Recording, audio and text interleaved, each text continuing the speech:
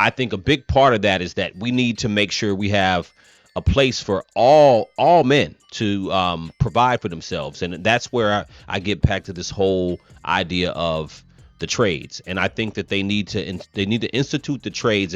What I would do if it were me, we need to allocate funding to put trades, some form of trades, back in the high schools. That's what I would do, because that would be, I mean, not only for young men, it would help young women too, but to put trades back in the high school and have people have an opportunity to get a feel for that before they get out of high school, whether it be carpentry, auto mechanic. I don't know about construction on that level, but any other trades that you could put into high school that used to be there, I think they should institute that back. When I was growing up, I went to high school in the 90s, but it was just kind of phasing out in the 90s, and that's when they started to push everybody needs to go to college, everybody go to college, everybody go to college, and they got rid of the trades.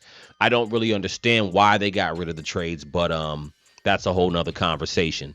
But getting rid of the trades is, to me, that's when it started to disconnect from men, because these young men, he's right, this is what they remember. They don't remember 9/11 and the great recession. They weren't living, or they weren't old enough at that time, but now they remember the pandemic and the world after. So I think the Democrats have to do that. They also have to stop they have to stop with the bad commercials. I mean, we all remember the monumentally bad commercial that had maybe I should just play it, but for those of you who don't remember from the campaign. So when I say never ever do this again, ever never do this again. I'm a man.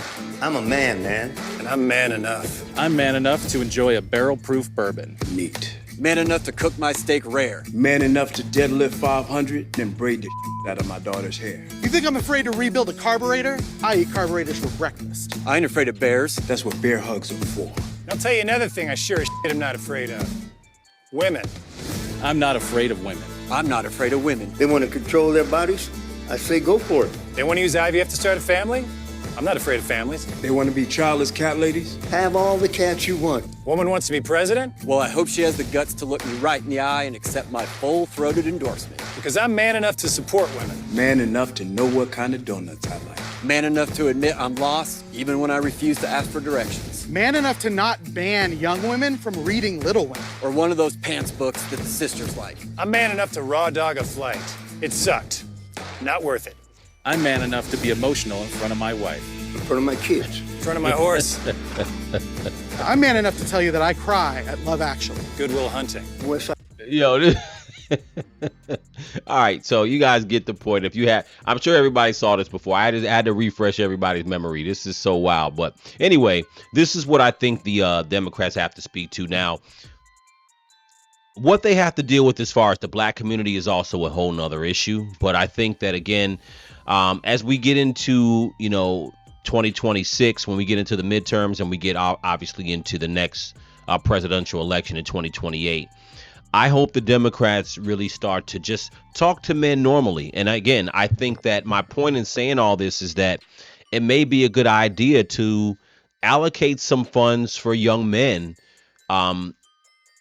Job Corp is only one thing, but allocate apprentice programs and things for younger men to get into, in high school and thereafter. I think that would be a great play.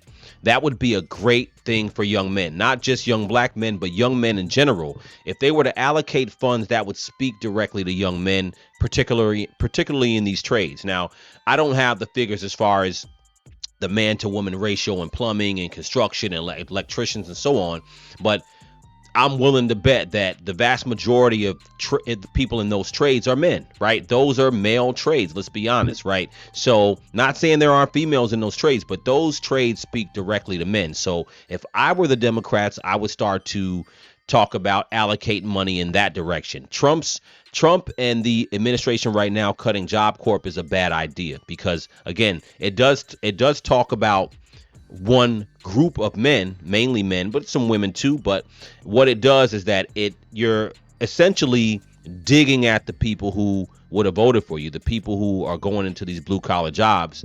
Those are the people who voted for Donald Trump. So I think that was a bad look for them to pause that program. So if I was the Democrats, focus on the trades. That's where kids are looking at. The Gen Zs are not all focused on college. So college is not the be all end all. It is important, but focus on trades and specialized learning for trades. I think they should focus on that. Also, never do this commercial again. Never, ever do that bad commercial again.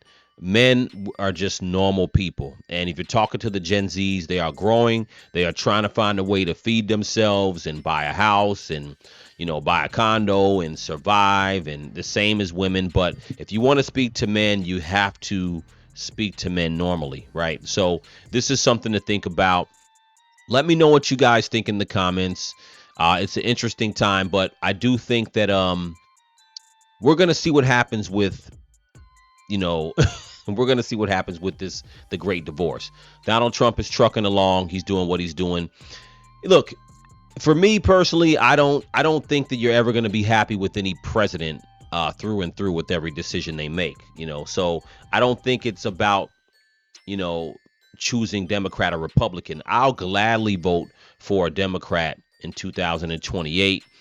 But whoever comes up to the plate to play ball as far as the president in 2028 has to understand that so much has changed in the country. Even Barack Obama's luster has faded, and you can't just talk to groups of people with hope and dreams and we're all come together and sit at the table. You got to dig at these issues, and like it or not, I think Trump has dug at these issues and at least gotten to a point where we've been able to have a conversation. So but anyway, let me know what you guys think in the comments. If you haven't subscribed, definitely hit that subscribe button. This is a Crucial Convo podcast. Let me know what you think in the comments, good or bad, and I'll talk to you guys in a minute. Out of here.